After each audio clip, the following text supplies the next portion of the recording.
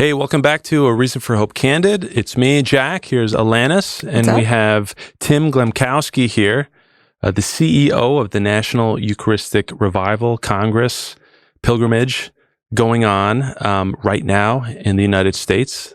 Thanks for being with us, Tim. Oh my gosh, yeah, so good. Thanks for having me. We're excited. So, for those who don't know in our audience, what inspired this revival? What is the revival? Were there calls coming in from the bishops? You know, like do you have a red phone in your office that they call and you pick it up and it's like emergency? Let's call Tim.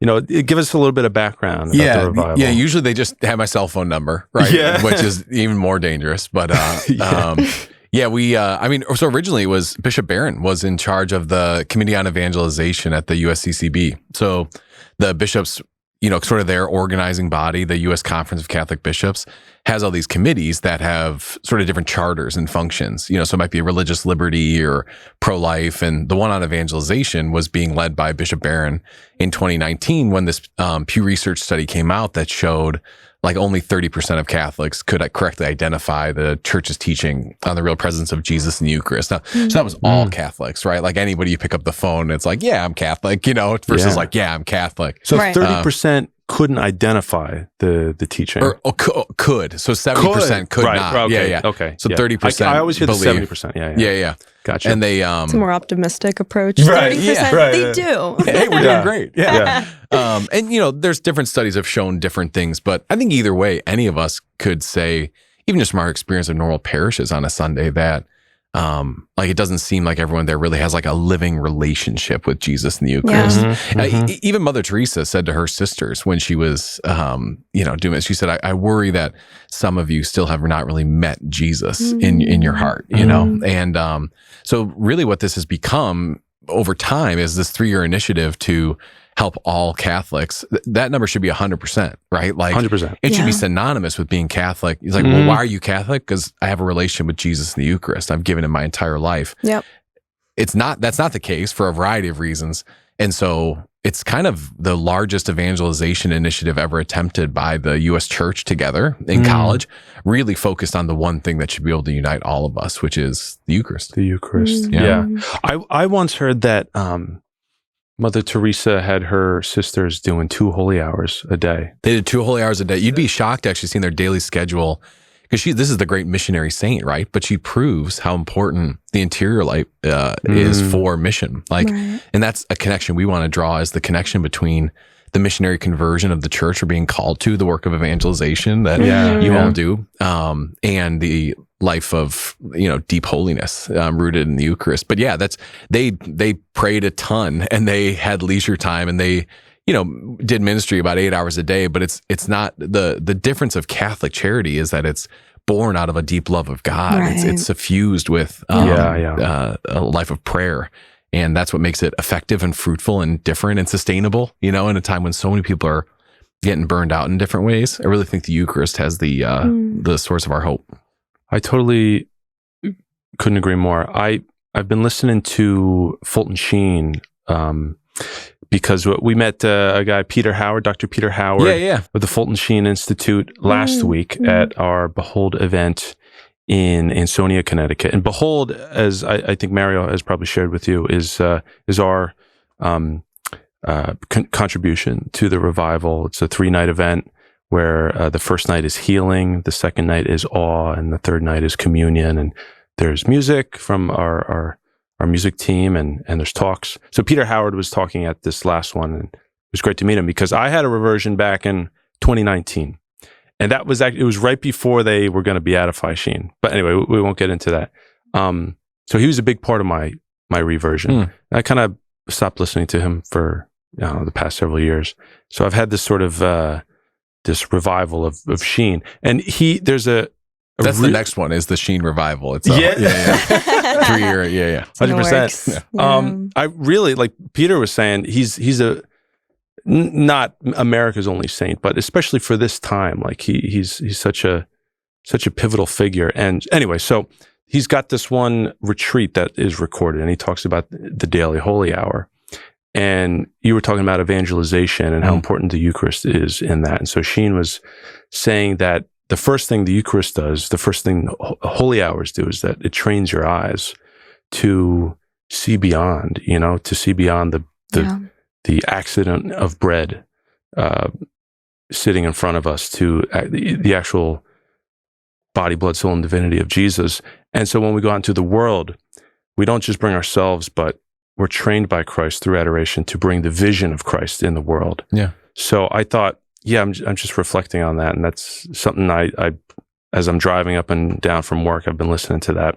Yeah, that's what Mother said. Mother Teresa was like, if you can't see Jesus in the Eucharist, you're not going to be able to see him in the poor. And I think that also speaks backwards about why people struggle to believe in the Eucharist today. Is in general, we live in a time where faith itself feels untenable to some. Like to see, hidden mysteries is not like a unique gift of our, culture today. And so, I think even like a Eucharistic revival, a true one, would really address, the most fundamental questions of belief all the way up through the, like some of the deepest spirit. Like there's a place in this for everyone. It's not like those of us who know the teaching, like we're good. We don't need revival. Like I need to be brought deeper into the Eucharistic heart of Jesus. Yes. And same. So true. I think it's because we live in like such a microwavable culture where we're so focused on that instant gratification. Then when we're sitting before the Eucharist, like you were saying, it's like, what am I looking at? Is that a piece of bread? Like I don't understand. And they don't take the time to like endure the uncomfortability of it. And like the word endure literally means to suffer patiently through that holy hour, which is why I do agree like holy hours are so impactful, because it forces you to like work through something, to think about it and not think about it alone, but to like bring Jesus into that thought process so that he can reveal the mystery. Ultimately, like it'll still be a mystery because it's incomprehensible, but just like drawing yourself closer to truth. But you kind of mentioned like the mission, or like what sparked the mission of the revival. I'm so curious about what sparked it for you. Yeah. Like when you heard that statistic, like what was drawing within you? Because you hear, I'm not sure if you're familiar with the story of Nehemiah. Pete Burak talks about it in such a beautiful Ezra way. And Nehemiah, revival, Yeah, but like he was just drawn into like such a holy discontent. His heart was aching for his people, and that's like what brought about his mission. Is that like the same for you? Yeah. Did that kind of happen? Yeah, so I mean, Pete is one of my best friends from college, and I think we both like that prophetic thing. I think is something you should see our text threads. We're pretty. I would love to. A little fiery. But no, I think similarly. So I was originally a political science major in college. I wanted to go to law school, and then switched my major partly because of that. Just having my own experience of conversion when I was 18, and sort of realizing like that the faith I'd grown up in, it kind of carried the treasures, like the answer to every question and longing of the human heart was found in the Eucharist and the Catholic Church, and a relationship with God that we're made for, and that we were sort of terrible at introducing people to that relationship, like really became this desire for renewal in me in the church. And so that's been, for the last 15 years, really my mission. I'd started an apostolate and have done a lot of like speaking and consulting with different, all around this question of like, how do we set up the church for a time of apostolic mission? And so because of that, I was introduced to Bishop Andrew Cousins when he was rolling onto the committee at the U.S.CCB to take over this Eucharistic Revival project. And so he just asked me to be one of the lay consultants. There's 6 lay consultants for the Committee on Evangelization, so 3 men and 3 women. And I didn't really know much about it. I was just like, sure, I didn't really know what it meant. And joined in, and they were talking about this Eucharistic Revival project. And at first, honestly, I was sort of like not sure about it. Like I was like, because my heart is really for the lost, like I'm a member of the millennial generation, right? That has abandoned religion in just massive numbers. So I was like, is really what we need just like to teach about the Eucharist? And then what I came to see was like, it was so much more than that, there is a formative catechetical component of it for sure. Because there's like so many people who just don't know what the church is taught. Like I remember the first time when I was like, just recently converted, opening a Scott Hahn book and being like, oh, like, the Eucharist is in the Bible, and this is like what the church has always taught. Like what? Like I was in Catholic high school. How was I never told? So I think that's real, but I think it's also about personal encounter. I think it's about liturgical renewal. I think it's about ultimately all of it together, the missionary conversion of the church. And so I was invited to actually lead some of the original strategic planning. Like they were doing these Zoom calls because it was COVID for like, how are we going to do this Eucharistic revival and these listening sessions, hundreds of evangelistic leaders, like everyone you've ever heard of. They're asking like, should we do this? And if so, how? And they just listen for months, you know? And so through those listening sessions, what I started to hear from the church was like a sense of the faithful, of the body, for like, this is what God is doing. And my heart just grew for it and for the mission. And so I was like working, you know, it was like a part-time job working for the Eucharistic Revival while I was the director of strategy at the Archdiocese of Denver. And then when they founded this entity, the National Eucharistic Congress, to do the big event, to do the first ever National Eucharistic Pilgrimage, and then to support a lot of the resourcing and marketing of the revival, I just felt super called. So I went to my wife and we had lunch one day near the diocese where I was working. I said, hey, I think I'm supposed to go help Bishop Cousins, you know, with this Eucharistic Revival project, and leave my job. And she said, no, you're not. And so here we are, you know. But it just, what I see in this is so much of the renewal I've desired for the church.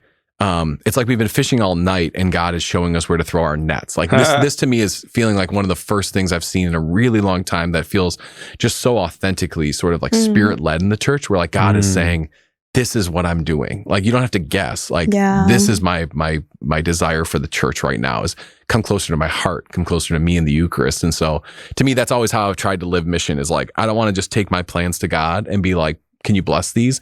I want to say like, what are your plans and how do I get behind those? And so that's what led us here. That's so beautiful. 2 years ago, I started working. And it's gained so much traction, which just points to the fact that this is so ordained by the Lord. Yeah. Because I feel like in a human sense, like we would not be getting like all of these people to acknowledge like the importance of a revival. I will say you may not have to air this part. I went to World Youth Day, just because I don't want to like slander other countries. I went to World Youth Day and we did adoration with like different pockets. Like in the U.S., we had our own personal adoration, like holy hour. Then we had one like with everyone from the world, and then we had other ones with like different pockets.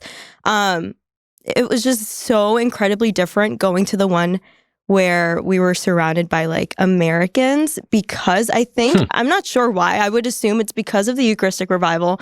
We understood the reverence, like you can hear a pin drop. Everyone was so silent during that, as soon as like Jesus came out in the monstrance. And then you could just like see the dichotomy between other countries who may not be like putting such an emphasis on like, this is the true presence of Jesus in the Eucharist. Interesting. Yeah, very interesting. I'm not sure what's think, like I'm 35, right? Or almost 35. I'm not sure how old I am. And so I stopped counting a little bit ago.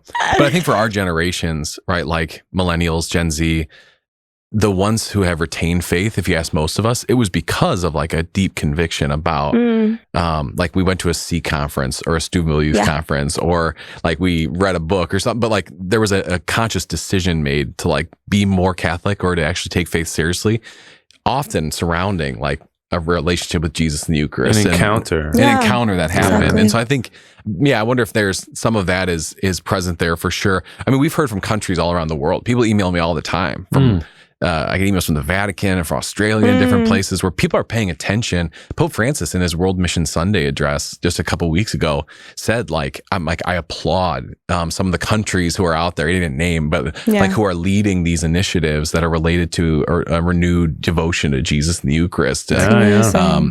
People are paying attention, and I do think it's a witness to the world of like, what do you do when things get crazy and complicated and complex in the world? Like you turn back to God. That's what the church has always done. You look at the biblical examples of renewal. It's always from the people crying out to God and coming back to Him in a new way, not just like a strategic plan we concocted, and put on a whiteboard. I was wondering your thought on this in the Eucharist in relation to the family. Especially because with Sister Lucia from Fatima, there's that famous quote that she told Cardinal Caffarra, I believe, that the final battle between the kingdom of Christ and the kingdom of Satan would be over marriage and the family. And I get like, what is your? I wanted to ask you, like, how do you keep together your Catholic family? You said you're a father of 4. Yeah. I have a little one, and I can't help but think, how do I be a good dad? How do I be a good like Christian father to to protect my daughter from the evils of the world, but especially because if we do believe that quote, the battle is over marriage and the family, and so the evil one's attacking our families. What's the relationship between Eucharist, the revival, holy hours, and keeping our families intact? Yeah, I think there's a few thoughts, if you don't mind. I'll share Please. These almost might be disconnected. I think on the one hand, like faith retention for kids, right, is often going to come because of the Eucharist. Like they're going to stay Catholic because of the Eucharist. That's why people don't leave the Catholic Church. I think on the other hand, this isn't like a theological leap to say this. Like it almost sounds like sometimes when we're talking about some of these different things that we're just trying to like cram the concept of the Eucharist because it's the revival into like different things. What the church's theology is that every other like element of the Christian life and every aspect of the church receives its life, meaning, and vitality from Jesus in the Eucharist. That's what we mean by source and summit. Like, so it's the church is confected out of the Eucharist, and the family is like, the Eucharist is the source and summit of family life too. I think practically for me, one of the things we've tried to do with our kids is lead by witness. And storytelling, like tell our own stories of like how we encountered Jesus in the Eucharist, and not just like, kind of cram doctrine down their throats. Both my wife and I grew up in more like traditional, like sort of Catholic backgrounds. And what we saw in there was like a beauty and devotion to like Jesus in the Eucharist. And we're exposed to things like Eucharistic adoration at younger ages. What we also saw sometimes is that if there's too much of an emphasis with kids on sort of like the evils of the world and like sort of a like bunker down mentality, it can be really dangerous over time, like for their faith retention, because it can seem incongruent with, so what we try to do is teach our kids to like, we try to form them well, and help them understand the fullness of the Catholic faith, but we also try to show them that life is worth living, and that life is even in the midst of like all the troubles in the world, that like they were created good and their hearts were made good, and the world is good. It's fallen, but it's good. Like we feel like if we can teach them to love life, and then show that the Catholic faith is part of all of the beauties and longings of their hearts, like all the things they love the most about life, the Catholic faith is right there with them, not pushing against those desires, but actually reinforcing and encouraging and filling those desires of their hearts, the deepest longings that they have.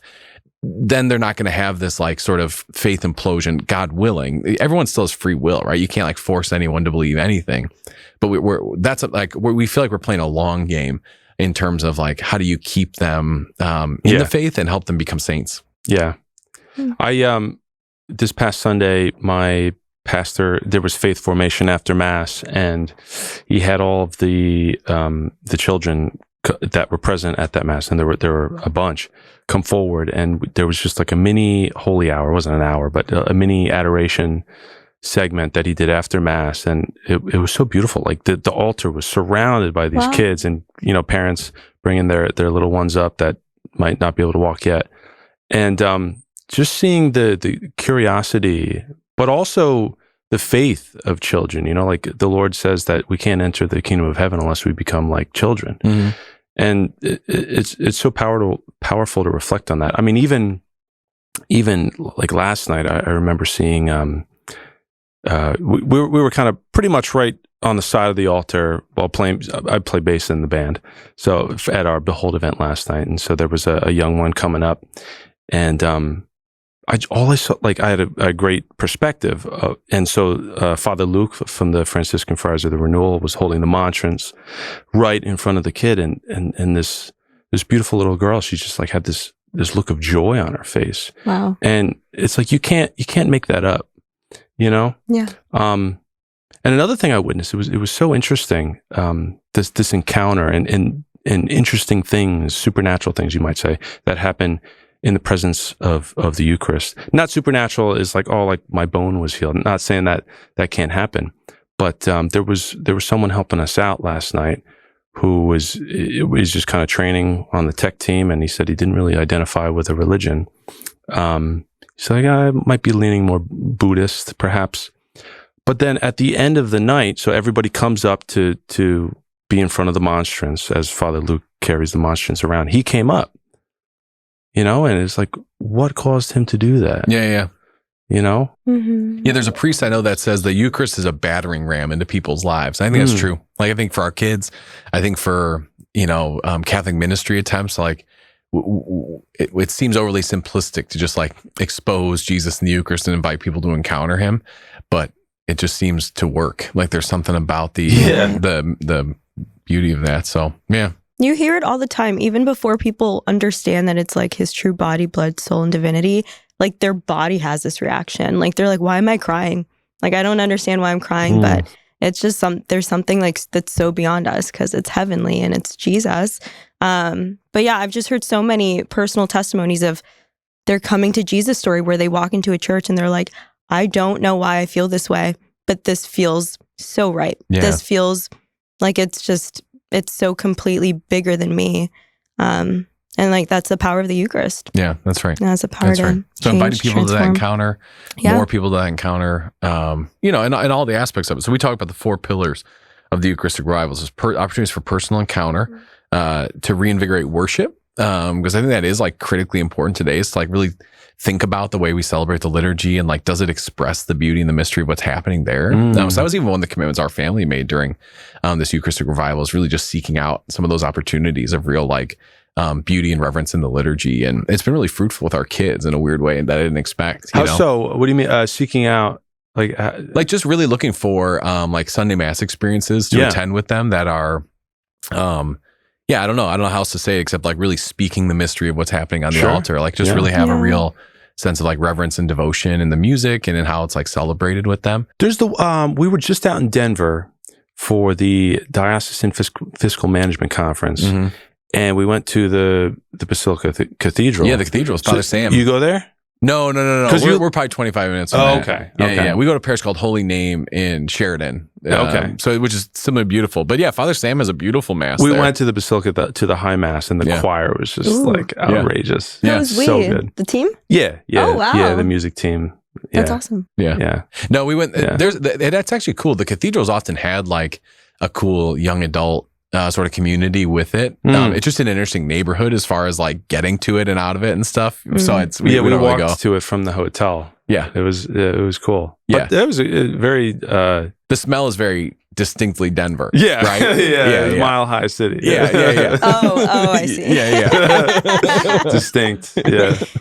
So that, and then we talk about offering profound formation, like, and then missionary sending. So like those 4 pillars, to me, one of the temptations we have in ministry, like trying to invite revival or renewal, or like I feel like there's a lot of conversations right now in the church that are, and these are even some of the dividing lines in the church, is like, I think it's intuitive to most people, or they're aware that like the church is in need of renewal, of the means of the church becoming more oriented to her end.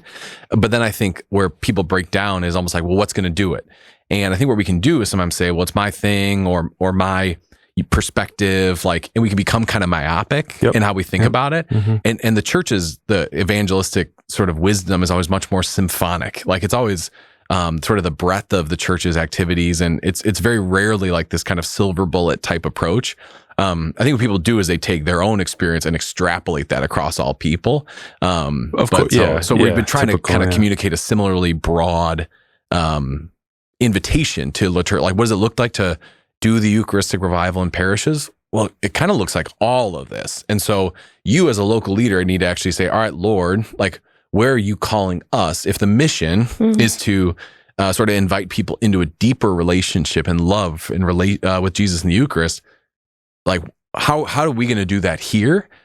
Prudentially and in the context of our own local church. It is always, there's not like just like a playbook for that. It's like you need to discern. People have different experiences. They're coming from different places, and so to get to, and so that's kind of been the approach we've taken, is just enough clarity and vision communicated to parish leaders that they can then take and apply, sort of in their own context. And so far it's working. We've got like 8,000 parish point persons, or like 12,000 parish leaders that we're connected with. That's awesome. There was one day so a lot of what I do is like external, like I do fundraising, and I meet a lot of people, our sponsors, and different relationships. And so there's one day I just had all these different calls, and I was kind of like tired going into the day, just thinking about, I got to be on Zoom for 9 hours, and And those are just, that's not how I am. I'm not like, I get on all these calls. I got to the end of the day and I was like, man, that was a really good day. And I started thinking back on the day. And one of the last calls in particular, like sort of highlighted this for me. But I realized that over the course of that day's conversations, I had heard about 8 different perpetual adoration chapel efforts that had been born because of the Eucharistic Revival.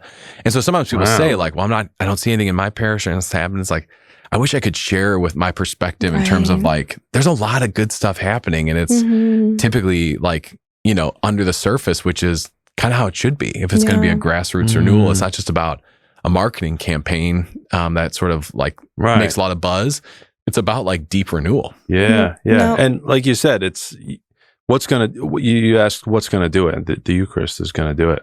Yeah. Can I ask, I think it's safe to say the enemy has been working like really hard to like tarnish our perception of the Eucharist. This is why we need a revival, because he's been, I don't want to say successful, but obviously we've been like lacking in that understanding. So here you are. You're telling us stories about like 8 adoration chapels that were built in just like one sitting, and one day you're hearing all about this. I'm sure the enemy does not like that. Have you like felt the onslaught from him? Like, have you received like an attack, a spiritual warfare, like attack on yourself, on your family, etc.? Like, have you felt that pressure? Yeah. Yeah. Yeah. I mean, yeah, for sure. There's been it's beautiful to be invited to carry, like this is a mission Jesus cares so much about. And St.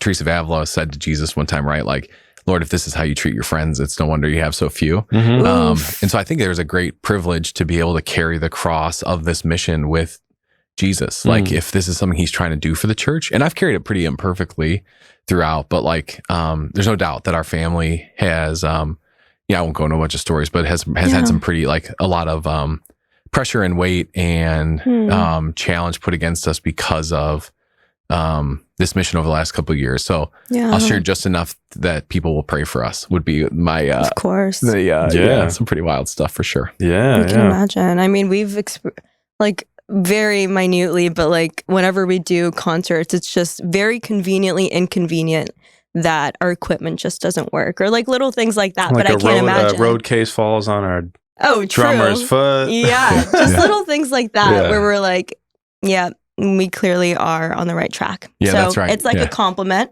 Yeah, but at the same time, it's hard. Yeah, it's very hard. And in the moment, and I think that's the greatest attack of the enemy is like there's the inconveniences and frustrations of it, which is one part of it, but then how he then uses those inconveniences to shift our focus and our vision, like he did in the beginning with Adam and Eve, to get us to not trust our Father and his own goodness and provision for us. That's the worst part. Like the worst part of spiritual attack is not always just like the tough thing that happened. It's the way that then makes how we're trying to live the Christian life feel joyless and frustration. And that when you notice those things happening in your heart, that's when it's time to just like get back to good. You got to like find a way to reconnect. I'll be candid. I mean, I have been experiencing that, what you just described, like that. Not all the time, because I have a lot of blessings, praise God, but a certain amount of joylessness, occasionally. Yeah. And by my own doing, maybe I didn't get up to pray that morning, or I let something get to me that I should have just kind of let it pass me by. Yeah, there's not we're not always responsible for like all the attacks that come against us. Like there's sometimes that we can't, like there's things that are out of your control, right? But there is like, even though those things are out of our control, what is in our control is our reactions to those things. And it's actually a place where if we're being invited to do great things for the kingdom, we do have to actually take some this is where like St. Paul says, like at one point is at the Corinthians, where he's like, I want to feed you on steak, but like I have to keep feeding you on milk because you're not ready for it. Like the steak of the spiritual life, if we're actually being invited deeper into ministry and for the kingdom, is like, we do have to actually take stock of our own responsibility to like guard and protect our minds and hearts, like in the truth. And like this is where like John Paul would say, people like coraggio, like take heart. Like we actually have to fight for hope and fight for joy, even in the midst of difficulties. And I think that's I think that's easier said than done in some ways. It's the will. It's an act of the will. But you can and I think that's hard for people to hear because they're like, well, this happened to me, like this, this spiritual attack, this frustration, this circumstance. And so like, it feels like we're powerless in it, but we're not. Like, we are more than conquerors. So the only reason I say that, I'm not trying to, get pity or anything. It's just, I think everybody experiences that, the whether it be the dark night of the soul or just the shadow of the cross, or as I go back to Sheen, he would say night grace. You feel the absence of God. You're still obeying his law. Yeah. But you don't feel that that intentionality, that encounter. The only reason I say it is just to encourage people, because I have, through our own effort in the revival, which is, again, the 3-night event where Jesus is present in the Eucharist, I've experienced a sort of revival in myself. Beautiful. Truly. And it's just because he's there and he's present. I think it's so important to talk about, because I think people don't, like, people see you all. They see, like, you host a podcast and you're these great Catholics. And we're working it, And so they must not, like, ever experience, like, what's wrong with me that all of a sudden. But this is actually what a Eucharistic revival means, is like a Eucharistic revival, if it's to actually reach a place where we can bear fruit in the world, is we have to become like the Eucharist. Like, we have to be ground up and broken. Like, unless our lives can be opened up and shattered, and we can enter into, like, those invitations of Jesus are actually great graces that will, like, take us on an adventure to purify our hearts and make us capable of bearing fruit in the world in a way that's transformative and not just like in our own power. But it's very uncomfortable and unfamiliar. And so a lot of people back down from it because they think they're doing something wrong. Like, oh, now there's aridity in prayer. Now there's, Yeah. One thing that's been huge for me is just invoking the Holy Spirit. Like, I think we do it all the time. Like, we did it when we opened this with a prayer. But I think it's easy to take the Holy Spirit for granted. At least for me, it's easy. I don't speak for everybody else. I have taken the Spirit for granted in terms of how the Spirit reveals Christ, just as Christ reveals the Father. And so, almost like my spiritual director commented on this, he sort of saw me compartmentalizing the Trinity in a way, and almost, I pray either to the Father, right? That's kind of what I was doing, and I think that was it was good intention, but there was like and not that faith is a science, but like, without invoking the Spirit is the one who reveals who Christ is. The Spirit is the one who reveals what the true presence in the Eucharist is. So I just say all that to encourage people that are struggling with their faith, and seek out events that are sponsored or commissioned by the Eucharistic Revival, because it really is powerful. Or go to one of these perpetual adoration sites that just opened up, because whether, like, my spiritual director says, whether we know it or not, when we're sitting in front of the Eucharist, something's happening to our souls. True. Yeah, that's right. Amen. Well, Tim, thank you so much for being with us. Thank you for all the work that you're doing to spread devotion to Jesus in the Eucharist. Thank you. Thanks so much for having me. It was a real pleasure. Where can people find out more about the revival? Yeah, if and you your go to podcast, by the way, and our podcast. Our podcast is through OSV Podcasts, so you can just wherever you can find your podcast. Revive is the name of it. If you go to EucharisticRevival.org, we have like the Eucharistic Congress, Pilgrimage, and Revival are all on one site. We call it our Super Nav. We copied it off of like Banana Republic and and Gap and Old Navy. You know how they have like the little click at the top. You can go to all 3 websites or whatever. So that's how you can do it. Nice. So all of it can be found there. Tons of information on those websites. I would just encourage people to comb through that. Yeah. Awesome, man. God bless you, man. God bless your work. And that's it for this episode. We'll see you next time on A Reason for Hope Candid. Peace. Peace.